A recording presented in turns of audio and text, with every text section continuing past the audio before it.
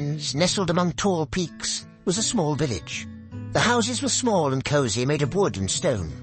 The air was fresh and clean. This was Bao's village. I love my village. It's peaceful and quiet. The people are kind and friendly. Everyone knows each other and we all help each other. Life in the village was simple. People worked hard during the day.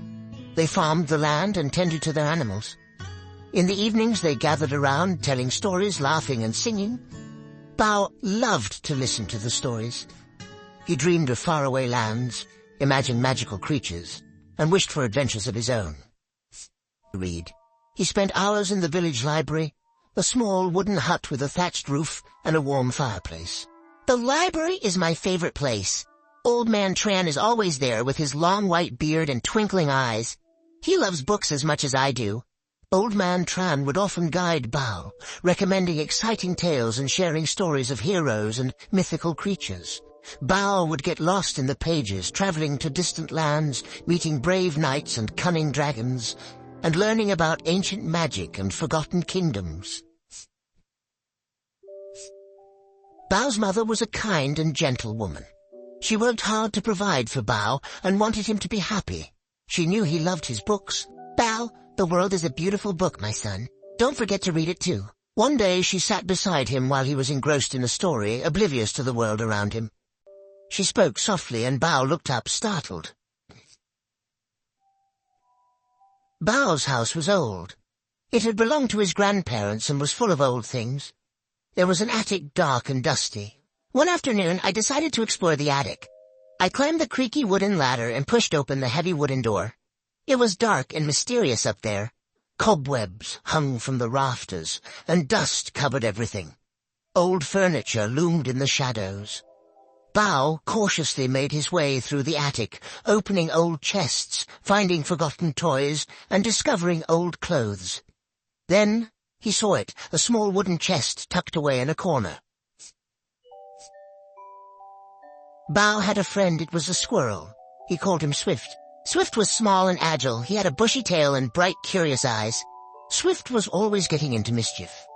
He would scamper up trees. He would steal cookies from the kitchen. He would bury nuts in flower pots. But Bao loved Swift. Swift was his loyal companion. He followed Bao everywhere. He would sit on Bao's shoulder. He would watch him read. Swift was with Bao in the attic. He perched on a beam. He watched as Bao approached the chest.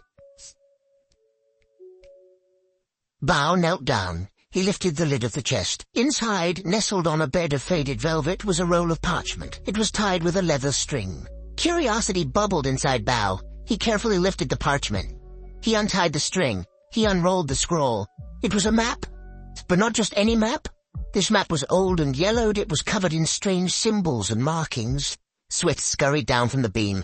He perched on Bao's shoulder. He peered at the map. "What is it, Swift?" whispered Bao. Swift twitched his nose. He seemed as puzzled as Bao.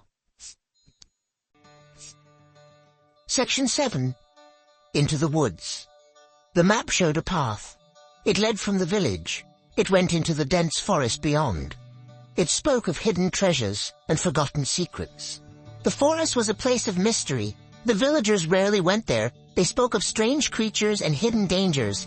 But I was not afraid. I was excited. I had my map. I had Swift by my side. I was ready for an adventure. I packed a small bag.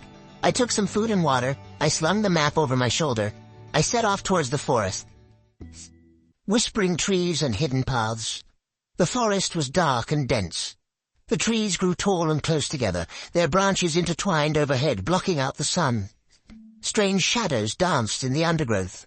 The air was heavy with the scent of pine needles and damp earth. The only sounds were the rustling of leaves and the chirping of unseen birds. I followed the map carefully. I matched the symbols on the map to the landmarks in the forest. I followed winding paths and crossed gurgling streams. Swift proved to be an invaluable guide. He led Bao along hidden paths and over fallen logs. The Bridge of Challenges. The path led to a deep chasm. A rickety rope bridge spanned the gap. It swayed precariously in the wind. The chasm below was shrouded in mist. My heart pounded in my chest. I had never seen anything like it. I took a deep breath and stepped onto the bridge. The bridge swayed violently. The ropes creaked and groaned. I gripped the ropes tightly, my knuckles turning white. But Swift didn't hesitate. He knew Bao needed him. Section 10. The treasure awaits. Slowly, carefully, they inched their way across the bridge. Each step was a victory. Each creak of the rope sent shivers down their spines. Finally, we reached the other side. We collapsed onto the solid ground, our bodies trembling with relief. We had faced our fear. We had overcome the challenge. And now, we could see it. A faint glimmer of golden light emanating from the forest depths, the treasure awaited.